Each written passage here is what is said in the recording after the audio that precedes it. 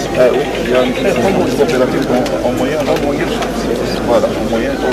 Il y a une augmentation des voilà. Et cette approche pour la philosophie de la filière des revenus, on a programmé un centre commercial intégré. On va faire la présentation.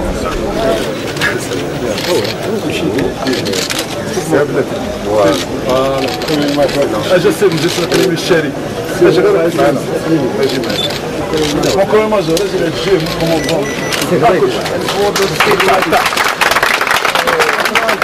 المهرجان كيف كتشوفوا في حضور كثيف، حضور السيد الولي والسيد العامل وفعاليات من المنطقه والضيف السفير الافريقي، وهذا اللي كيعطينا واحد النظره على اننا في مقدم النجاح، يعني لان الدوره الاولى وماشي سهل باننا نخدموا على الدوره الاولى ويكون بهذا الحضور وبهذه القوه هذه، وهذا كيعني اننا ناجحين وان شاء الله بدايه نجاح.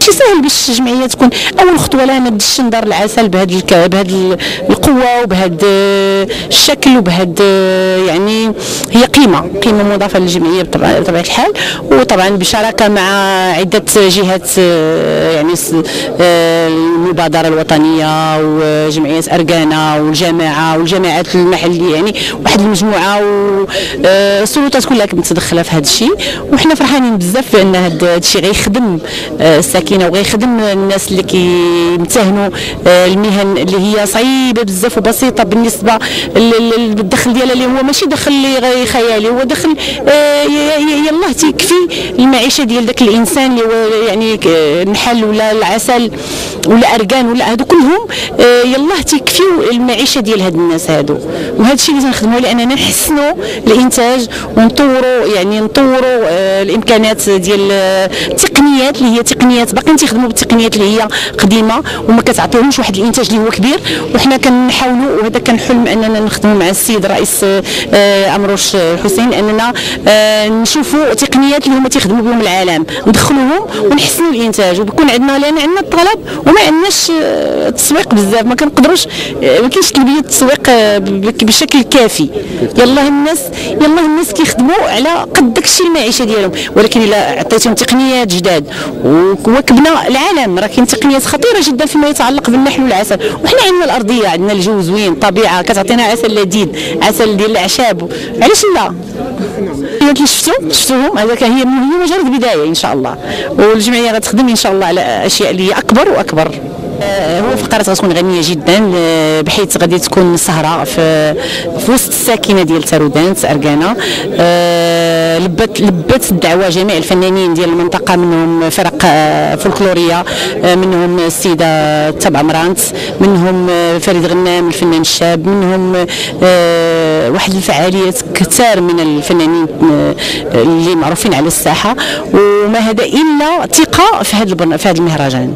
الا من بعد واحد المجهود كبير اللي دار ومجموعه ديال الشركاء اللي هما المجلس الاقليمي السابق ديال تارودانت والمبادره الوطنيه للتنميه البشريه وجماعه اركانا، اليوم تعطت الانطلاقه والتدشين ديال دار العسل من طرف السيد والي جهه سوس مصر، وكذلك السيد عامل اقليم تارودانت بحضور دوله الكونغو الديمقراطيه كضيف شرف، واللي كانت ممثله في السفير ديالها واحد مستشاره برلمانيه، وكذلك يعني متعاونات، يعني واحد رئيسة ديال التعاونيات، وكذلك مجموعه ديال الفعاليات ديال المنطقه وديال الاقليم، وتعطات الانطلاقه اليوم والتدشين ديال دار العسل اللي كنتمناو منها انه يتم التجميع ديال المنتجين ديال العسل في هذه المنطقه ديال اركانا وفي مناطق اخرى من الاقليم والاقاليم المجاوره،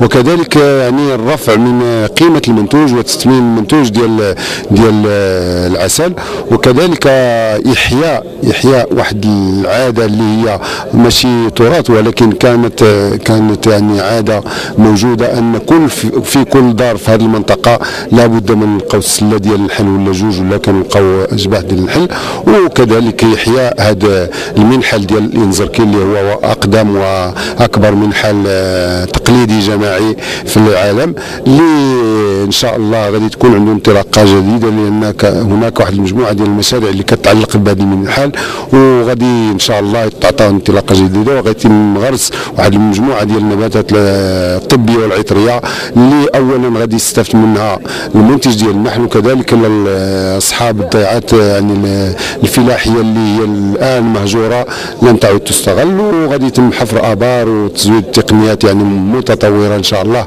اللي غادي تمكننا باش نعاود نحيو هذا التراث وهذه العاده وهذا يعني الانتاج ديال العسل بصفه كذا كبيره. وكذلك غادي تكون هذه دار العسل هي ضمانه لمنتوج العسل، ضمانه للمستهلك، والمنتج كذلك غادي يكون في منأى عن المساءلات اللي هي خارجه عن الاراده ديالو، بحكم انه غادي يتم مراقبه المنتوج، وغادي نحصلوا على الشهاده من المنصال المكتب الوطني للسلامه الصحيه اللي غادي تمكننا كما قلنا ضمن المنتوج ديالنا اللي غادي يمكن ربما التصدير ديالو حتى خارج البلاد. اذا هذا هو المنظور. وكذلك على هامش هذا التدشين ديال دار العسل، هناك انطلاقه ديال فعاليات ديال مهرجان دار العسل اللي النسخه الاولى ديالو كاين الحمد لله واحد المجموعه ديال الفنانين كبار، لوحات فنيه كبيره اللي غادي تقدم خلال 3 أيام، وكذلك غادي يكون ورشات ديال التكوين، وكذلك غادي يكون ندوات اللي كتعلق بالتاريخ ديال المنطقه وبالتراث ديال المنطقه وبالجغرافيا ديال المنطقه، اللي هكذا غادي يتم يعني توجيه الاضواء للمنطقه ديالنا اللي يمكن وربما هذا المبتغى والمتمنى ديالنا انها يعني تضمن الاستقرار ديال الساكنه، بحكم انه الحمد لله البنيه التحتيه بدات كتعرف واحد تطور مزيان، كاين الضوء والتغطيه ديال الماء بنسبه كبيره في جميع الدواوير ديال جامعه اركان والمنطقه، والطرق الحمد لله اللي كاين اللي تنجز وكاين اللي طريق الانجاز. اذا حتى كنتمناو باش الناس ديال ابناء المنطقه اللي خارج المنطقه يرجعوا يستقروا في المنطقه ديالهم ويستثمروا في المنطقه ديالهم، وباش نضمنوا تنميه مستدامه للمنطقه ديالنا. وشكرا. التكلفه ديال المشروع هي تقريبا 5,300,000 درهم. الشركاء هما المجلس الاقليمي ب1,500,000 درهم، المبادره الوطنيه للتنميه البشريه ب1,000,000 درهم، المكتب الجوي للاستثمار الفلاحي ب2,000,000 درهم يعني قام بالتجهيز، وكذلك منح الارض، وكذلك مساهمه ديال جماعه اركان ب500,000 درهم، وجمعيه دار العسل ب50,000 درهم. هذا هما الشركاء، وهذه هي التركيبه الماليه ديال هذا المشروع المهم. Je suis Madame de Koro Begel-Julien Berthe de la délégation du Congo. Je suis présidente du comité de gestion de la société coopérative simplifiée qui s'appelle le grenier de la Sanga. Et je m'occupe, dans le grenier de la Sanga s'occupe de la culture du cacao, de la banane et du manioc. Mais le grenier de la Sanga a un programme qui l'amène jusqu'à l'apiculture. Pourquoi jusqu'à l'apiculture? C'est que les abeilles, vous savez que ils vont là où il y a les fleurs, le cacao produit des fleurs, ils vont là où il y a la sucrerie, la fermentation des fèves du cacao produit la sucrerie. Et du coup, j'ai pensé que au lieu de les tuer, comme font les autochtones, mettre du feu autour des arbres et abattre les arbres, il faut maintenant les apprivoiser et produire du miel, du miel propre. Bon, comme nous sommes un pays et nous n'avons pas assez de techniques, nous n'avons pas assez de connaissances pour ça. C'est ce qui nous a amené aujourd'hui, voir comment est-ce que ça se passe ici. En tout cas, je suis très ravie, très contente. Et je souhaiterais que ce que je viens de voir ici, et que l'expérience s'amène partout, parce que nous sommes en Afrique, Et l'Afrique doit se partager ses connaissances à travers tous les pays d'Afrique. Comme le Maroc est vraiment avancé dans ce cadre-là, pour cela nous sommes venus pour que prochainement que les techniciens aillent regarder comment nous faisons du miel en zone de forêt, parce que nous sommes dans la forêt, c'est le miel de forêt, c'est difficile à le faire. Et aussi il y a beaucoup de problèmes qui se posent dans la production de ce miel, parce que la production de ce miel est faite par les autochtones. Bon, les autochtones, pour le faire, quittent leur travail, quittent le village et vont avec les enfants en forêt, restent là-bas pendant 6 mois et tout.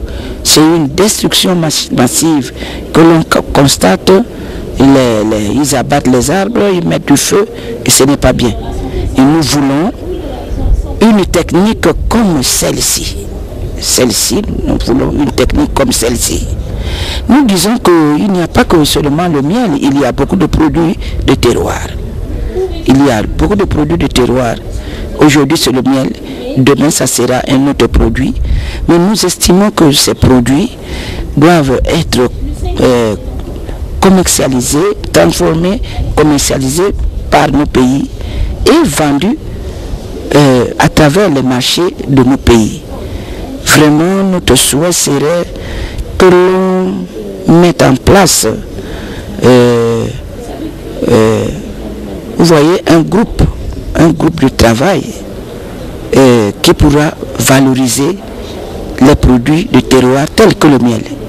Vous avez vu, il est valorisé ici au Maroc, mais il faut qu'il soit valorisé au Congo, il faut qu'il soit valorisé au Gabon, il faut qu'il soit valorisé en Algérie, il faut qu'il dans les pays d'Afrique. Ça serait une sorte pour nous de planifier la production de nos richesses agricoles et de pêche et ce que nous produisons, au lieu d'aller tout le temps chercher en dehors de l'Afrique, alors que l'Afrique regorge beaucoup de potentialités, des intellectualités et des moyens. Avant de faire ça, il y a eu un temps. Il y a eu des hommes qui ont réfléchi à faire. Et voici aujourd'hui, c'est sorti comme si c'était sorti du sol. Ce n'est pas sorti de terre. C'est l'intelligence de l'homme qui a fait que ça soit comme ça. Mais de telles rencontres, de telles conférences, de telles formations telles que nous sommes ici là, doivent se répéter. Vraiment, c'est notre souhait. Nous ne venons pas en tourisme, mais nous venons pour apporter quelque chose. C'est bien, moi j'ai vu. Mais les gens qui travaillent avec moi dans la coopérative n'ont pas vu. Je vais leur dire, ils ne comprendront pas. Alors, si je fais un effort de faire une demande en tant que coopérative à une autre coopérative comme celle-ci, de m'envoyer des techniciens pour regarder comment est-ce que nous devons faire pour mettre en valeur notre miel, ça serait que 2 ou 3 personnes se déplacent, vont à ma coopérative, restent 1 ou 2 semaines et on n'a pas formé une seule personne, mais on a formé beaucoup de gens et à leur tour, ils pourront également faire la formation. Vraiment, je remercie Sa Majesté, le roi du Maroc, qui permet de telles organisations. Parce que sans un chef capable d'orienter et politiquement et économiquement son pays, de telles choses ne se font pas. Et je remercie également le président de la Maison du Miel, qui au cours d'une causerie, nous étions au cours d'une causerie, par un coup de fil, nous a fait venir ici. Vraiment, ça n'a même pas fait 1 semaine, j'ai eu mon billet et je suis arrivé ici. Grâce également à la dame que vous voyez assise là-bas et à l'ambassadeur, vous avez là-bas l'ambassadeur, monsieur Jean-Marie Moulet, et Madame le consul, grâce à leur travail aussi, ça nous a facilité l'arrivée ici. Oui, le Wali et le gouvernement, le gouverneur et le maire de la commune, n'ont pas baissé les bras. Ils sont d'une importance et ils sont d'une assistance capitale. Grâce à eux, ce que nous sommes en train de vivre a été fait. Vraiment, je remercie toutes les mains, tout le monde, tous ceux qui ont favorisé la construction de ce bâtiment et qui ont donné leur intelligence dans le miel et qui nous a permis de venir aujourd'hui ici. Je vous remercie. درنا المهرجان العسل تيبقى حتى هو يعني ترويج للمنطقة سياحيا. فنتمنى ان شاء الله الرحمن الرحيم هذه المنطقة تحاول ما امكن يعني تلقى واحد شوية ديال شنقولوا يعني شويه البنيه التحتيه ديالها تكون مزيانه باش حتى السياح ان شاء الله الرحمن الرحيم نحاولوا نستقطبوهم من هذه المنطقه ونحاولوا ما امكن نعرفوا يعني المناحل ديال المنطقه ولو انها معروفه عالميا، وكان غادي نحاولوا ما امكن ان شاء الله الرحمن الرحيم نروجوا لها في اقرب الاجل باش تزدهر سياحيا.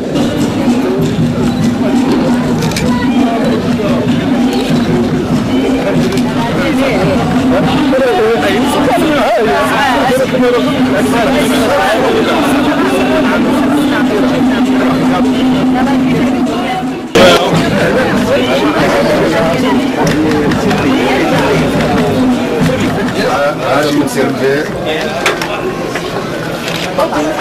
الحقيقية اللحظة دي أقدم من حالة في العالم يزرقي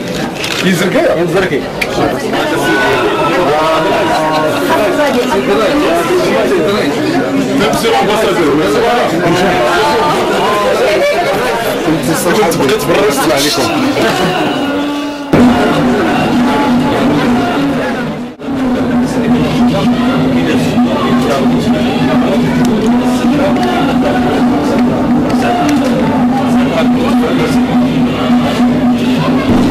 بالنسبه للمعارض كنستغلوا فيهم فرص. بالنسبه للتسويق كتتيح لنا فرص، وهذا بالنسبه لمعرض مكناس كتتيح لنا فرص بزاف، كنتلاقاو الناس كنتعرفوا. دابا حنا اركانا ما كناش عارفين المنطقه، اول خطره كان جميله كنعرفوها وكيزيدوا ناس اخرين يعرفونا شنو كاين في المنطقه. دابا عندهم خبره على التدريب ديال الاتمام المنطقه ديال كوزان. نقول على كنا في واحد المعرض كيتوجد في اقليم تيرودانت اركانا. والتنظيم بالنسبه لنا حنا اول دوره كتقدم جامعه اركانا تنظيم حسن جيد. بالنسبه لها السهرات، بالنسبه لافتتاح المعرض من طرف السيد العامل ووالي الجهه، راه كتسمى راه شرف المنطقه، شرف كبير.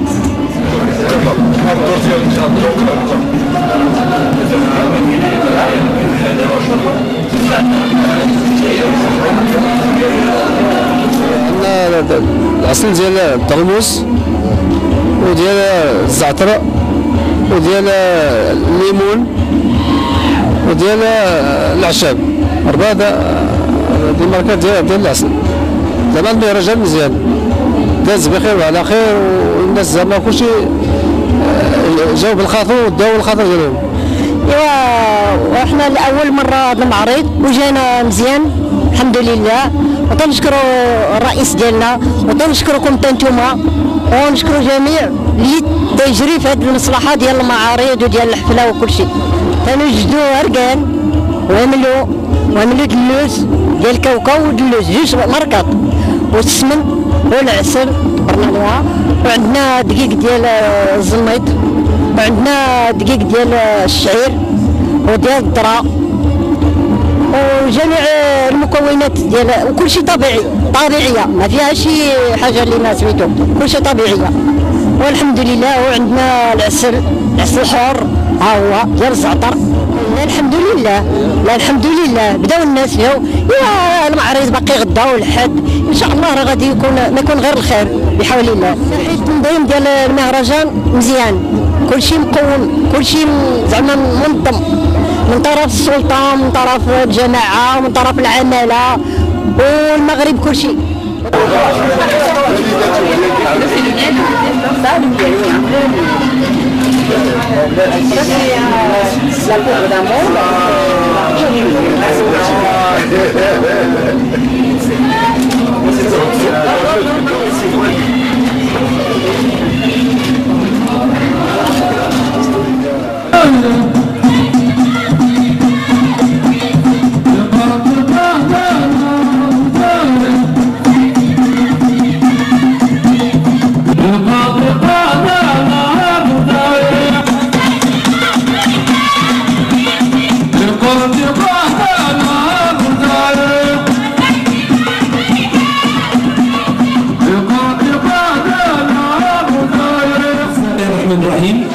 وصلى الله وسلم على سيدنا محمد أشرف المرسلين وعلى آله وصحابته أجمعين.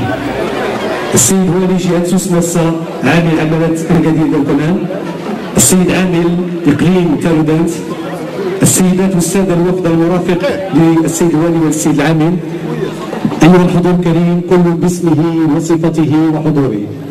ويتجدد لقاء المحبة، لقاء الفرحة الكبرى، لقاء مع الحدث السعيد، لقاء مع المهرجان الأول لدار العسل بجماعة أرقنة. الجماعة اليوم سيداتي سادتي تزدهي وتفتخر وتثمن عاليا مجهودات الوفد المرافق والسيد الوالي والسيد العامل على طبعا افتتاح دار العسل، هذه المعلمة الكبيرة والمهمة التي ولا شك زادت من قيمة هذه المنطقة التي تعرف تقدما ازدهارا وتثمينا للمنتوجات خاصة المحلية. اليوم جهة سوس مسا تفتخر، والمناسبة كما تعلمونها جميعا ذكرى شهور هشت المجيدة، ذكرى عيد الشباب، وأيضا هذا الجو الصيفي الرائع الذي زاده الحضور الكريم إشراقا وتألقا وتوهجا وفرحا وسرورا. اليوم سيداتي سادتي المعلمة المشروع الهام وهو بناء وتجهيز دار العسل بأرقنة، المنجز في إطار المبادرة الوطنية للتنمية البشرية بالشراكة مع المجلس الإقليمي لدارودانت، المكتب الجهوي للاستثمار الفلاحي لجهة سوس مسا، جماعة أرقنة، جمعية دار العسل بأرقنة، وطبعا هذا المهرجان الذي يأتي على هامش هذا الإنجاز الرائع والمهم. وطبعا الشعار ديال هذه السنة هو نحن إفريقيا، لابين أفريكان. Et l'occasion de souhaiter la bienvenue au monsieur l'ambassadeur de la République congolienne.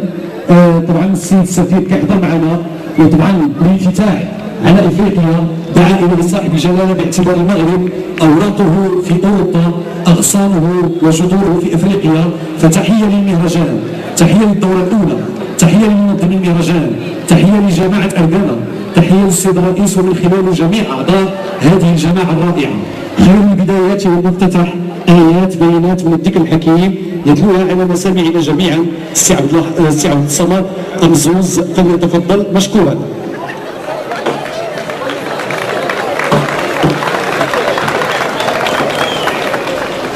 يا أيها الذين آمنوا اتقوا الله حق تقاته ولا تموتن إلا وأنتم مسلمون، واعتصموا بحبل الله جميعا ولا تفرقوا، واذكروا نعمة الله عليكم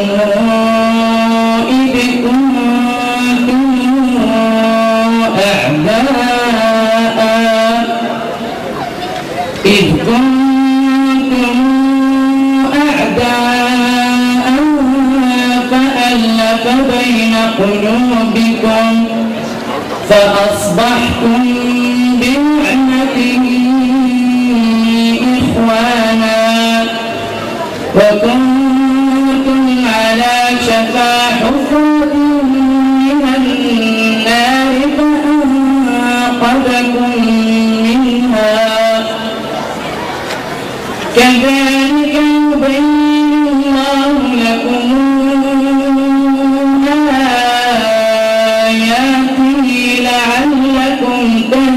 يخرجون. وأنا متأكد من أن هذه المنطقة منطقة عزيزة على قلوبنا جميعا، منطقة محبة للوطن، منطقة محبة أيضا العاهل المفدى صاحب جلالة الملك محمد السادس نصر الله. لذلك سنقف جميعا لترديد النشيد الوطني.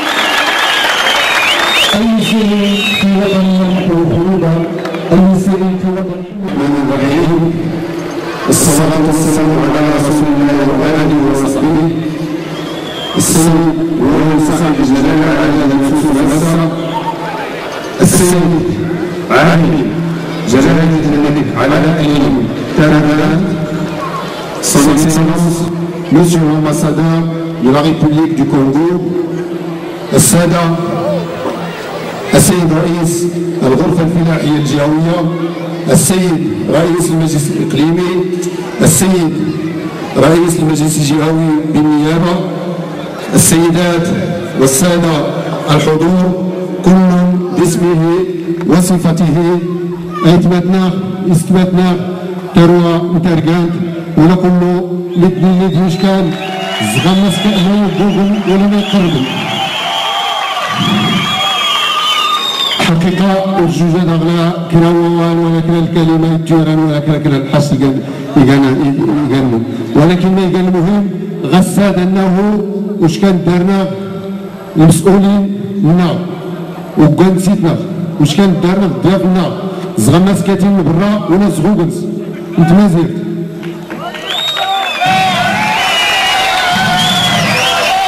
الحمد لله انه غساد تشنيا المشروع بهري يفولكي تم تدشين مشروع مهم اللي كنتمناو ان شاء الله باش يكون قاطره للتنميه في هذا الاقليم.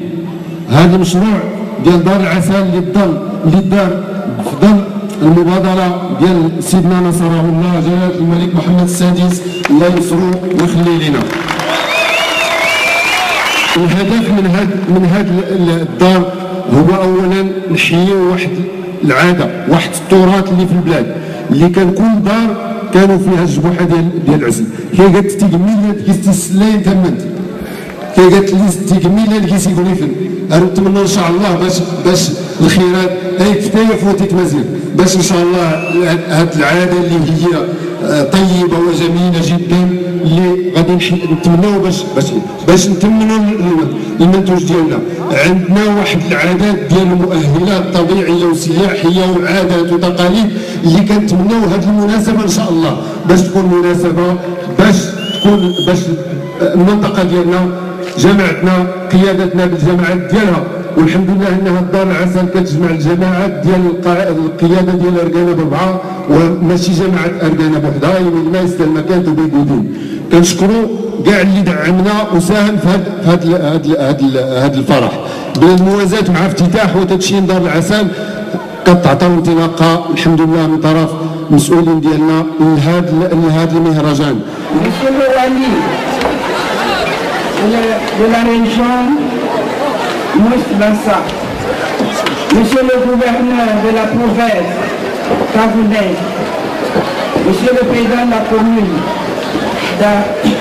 d'Argana, distingués invités, Monsieur et Madame. Avant toute chose, permettez-moi de m'acquitter d'un devoir, celui de remercier Sa Majesté le roi du Maroc, qui a permis la tenue de ce festival, et à travers lui, le président de l'association La Maison du Miel, qui a bien voulu nous inviter à cet événement. Mesdames et messieurs, nous avons une préoccupation. Notre préoccupation est de faire que ce que nous venons de voir ici se passe dans tous les pays de l'Afrique.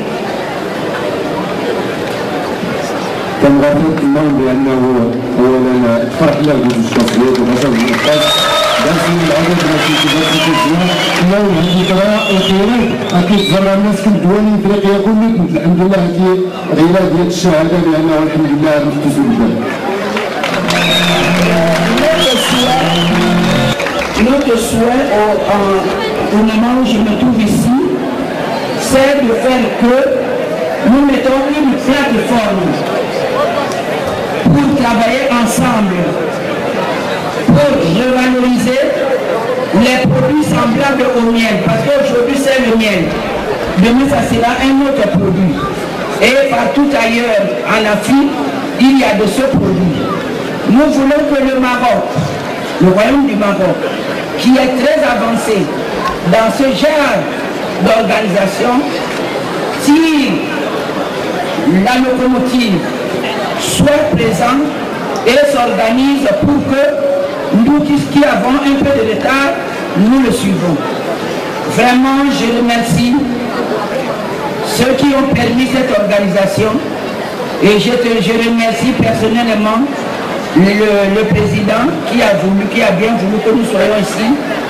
Vive la maison du miel, je vous remercie. والله العظيم يشيل من المهرجان هذه منين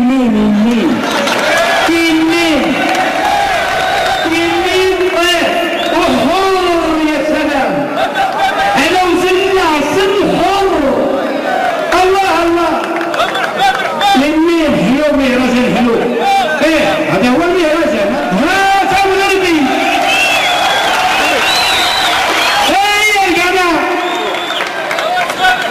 أكنس محبي كنحيي ينتمي هذا المهرجان والجمعية ديال السي الحسن أمروش الذي نحييه ونصفق له على هذا المهرجان الرائع ونحيي السلطة المحلية من دارات قوة سعيدة وصفقاله قوة سعيدة دارات الإسعاف هادشي اللي يقول نتوما والذوبية انا زعلت ولكن الحمد لله كل شيء بخير كل شيء ينضم. انا بصراحه اول مره كنشارك في هذا المهرجان، مهرجان العسل، وكيف كيقولوا يعني بالشلحه مهرجان يميم اتنسر بحربي.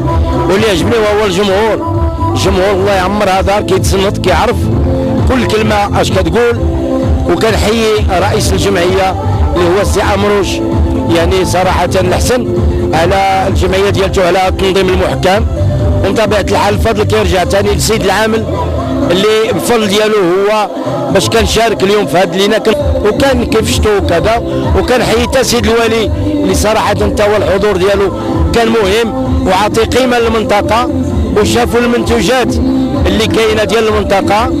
وكنظن باللي كاين واحد المستقبل بمناسبه يعني المبادره الوطنيه للتنميه البشريه، وهذا الشيء لفائده الساكنه ديال المنطقه. واحييكم والسلام عليكم.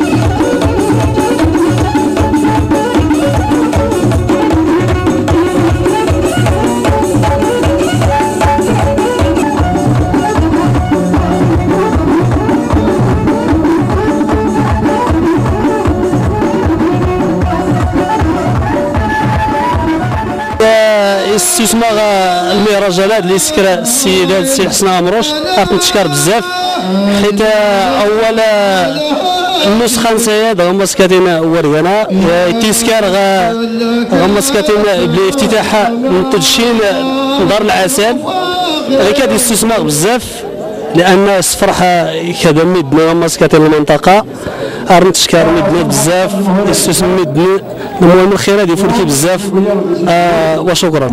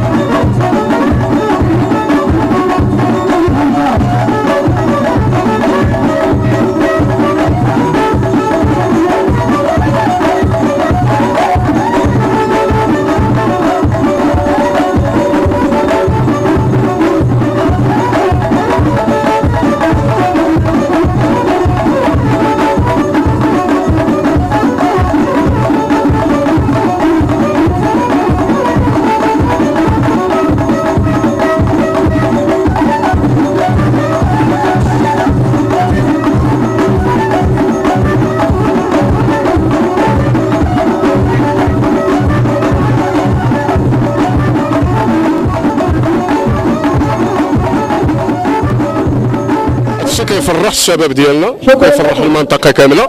شي عبره لاول مره كيتنظموا هذا المهرجان في اركانا. الحمد لله فرحنا بهذا الشيء، فرحنا بالناس المسؤولين كاملين اللي جاوا طلعوا علينا هنا، طلعوا على الشباب وشافوا الشباب ديال المنطقه. كنشكروا السيد الوالي، كنشكروا السيد العامل ديال اقليم تارودانت والسيد الوالي والسيد المسؤول كامل ديال الجهه وراس المنتخبين كاملين كنفرحوا بهذا الشيء. وهذا الشيء كنتمناو ان شاء الله الرحمن الرحيم يبقى ديما مكرر ديما. وبغينا دابا ان شاء الله احمد الشباب هنا راه كتشوفوا المخزن كاع ما بين السلطات كاع قاعده كتفرج حتى هي. الحمد لله الشباب منظمين راسهم بوحدهم الى اخره. الحمد لله كنشكروا المسؤولين وعاش الملك وكنشكروا سيدنا الله ينصروا وحنا جنود مجندين وراء سيدنا. شكرا.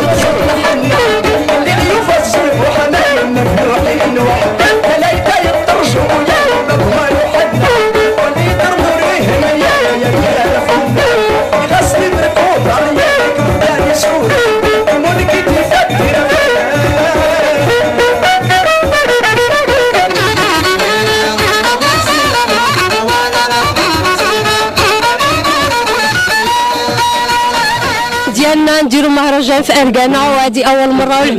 كنشكروا رئيس الجامعه القرويه السيد الحسن عمروش، كنشكروا جميع المقيمين على هذا المهرجان والحمد لله نجاح 100%. هذا النجاح الباهر. السيد العامل يجلس معنا يعطينا هذا الوقت بزاف وهذا. وانا جمعيه مختصه في النحو الاميه مع نيابه التعليم والوكاله الوطنيه لمحاربه الاميه وعندي نادي نسوي مع التعاون الوطني وان شاء الله شراكات اخرى مع المبادره ان شاء الله القادم ان شاء الله. طرح جيده جدا جيده جدا بحكم انه نكون حنا كنمتلكوا واحد الدارت راه معروفه عالميا ووطنيا والحمد لله سيكون الامر جيد جدا. المستقبل زاهر ان شاء الله. ونشكروا بزاف الرئيس الجامعه القرويه السيد الحسن عمروش وكنشكروا الساكنه تا هما الحمد لله على التشجيعات ديالهم على كل شيء. اللي ندخلوا معاهم كمربيات النحله الملكه ان شاء الله. هذه امنيه غنقوموا بها ان شاء الله بكل ما اوتينا من جهدنا من جمعيه نساء مجنونه ان شاء الله. المنطقه اللي كنقدم لهم وكنطلب منهم يشجعونا كنساء لان التنميه القرويه راه كتنجم من الناس اللي ساكنين هنايا من النساء. الا كانت المراه قويه ومراه متعلمه وغير امنيه راه النجاح باهر. حتى المدن راه غيتفاداو بزاف د الحوايج من الا كان القرى الاهتمام بالقرى كما يقولون.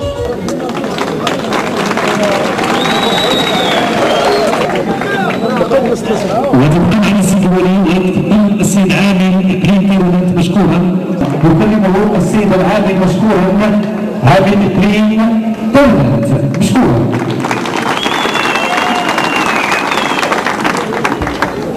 سيتفضل اللحظة السيد رئيس الجمعية رئيس جماعة تارودانت لتكريم السيد الوالي والسيد العامل. كنشكره وطبعا هذا الرجال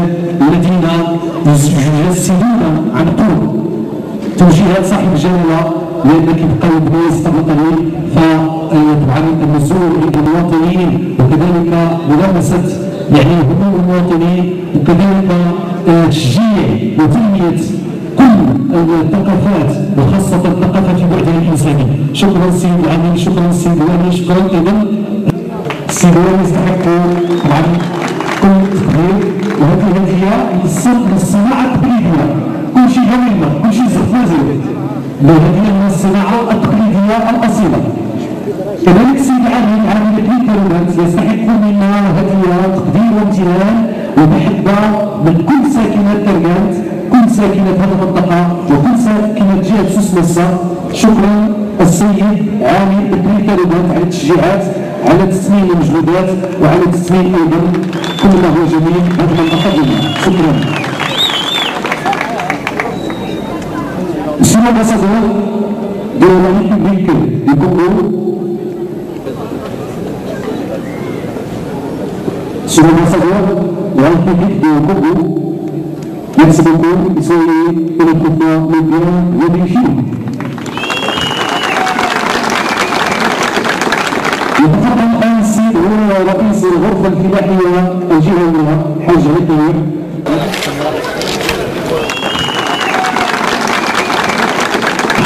السيد نائب رئيس الجهة، السيد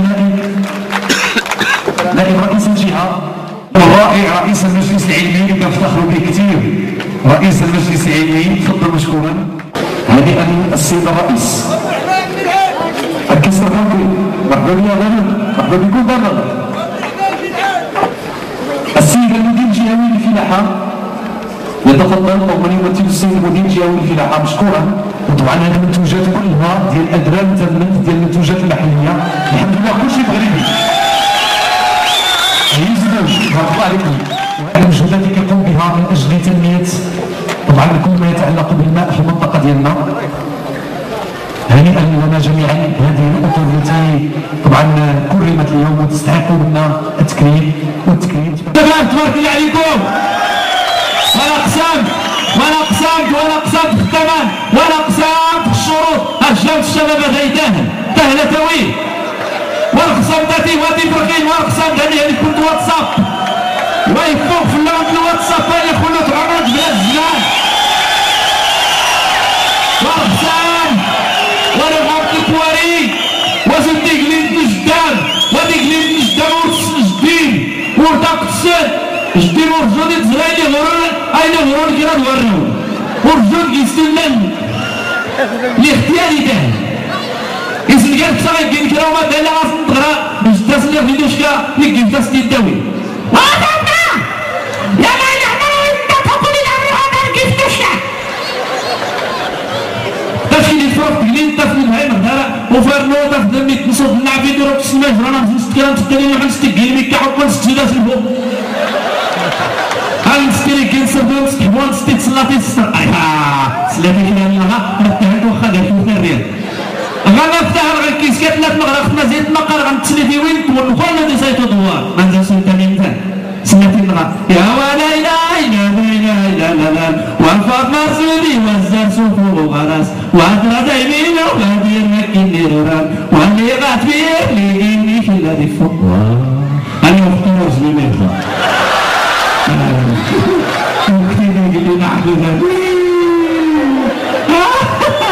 انسان انا افكر محمد ايش كان يفكرنا انا غادي قال المعلمين الواعري اتهم 5 6 7 8 سياسه الطريقه الشريعه اللي تبع الطفل وانا لو كان يتهلك رطر اللي قرب 4 سنين يتهلك داخل اما اذا تدار 30 مليون يدخل على المغرب في التليكوم يخدم لي الحسين يطوف ديما تسير تويت بينا هو وقت فرقنا من العلامات تويت مرة اختاروا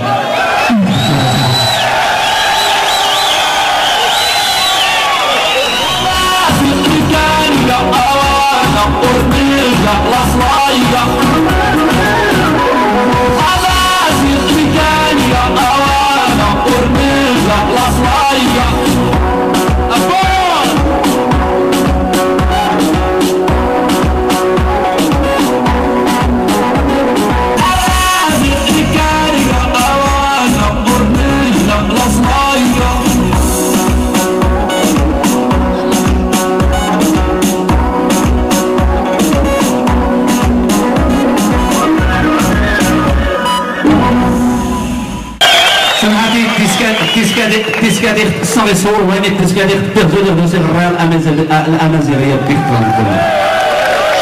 شكرا خير كنت شكر التوكلي اللي دعا كنت شكر كنت اللي غدا ناخذ شكام كنت كنت شكر بزاف الله يرحم الوالدين الخير هذه فولكي الخير هذا الصبح ربي اللي جرى اللي كل شيء هذا سني يخلص ربي التوكل هذا هو اللي يخلص ربي لازم يكون بخير شكرا بزاف الله ينوركم الحسنى مروش ولا يمدو كوالين سودا سي حسن عرفت نتشكر في الاخيرات بلا تشكر فرحان نسيت نبدا الجيج يشاد غير وصلتي يشاد غير نقنس الحمد لله الحمد لله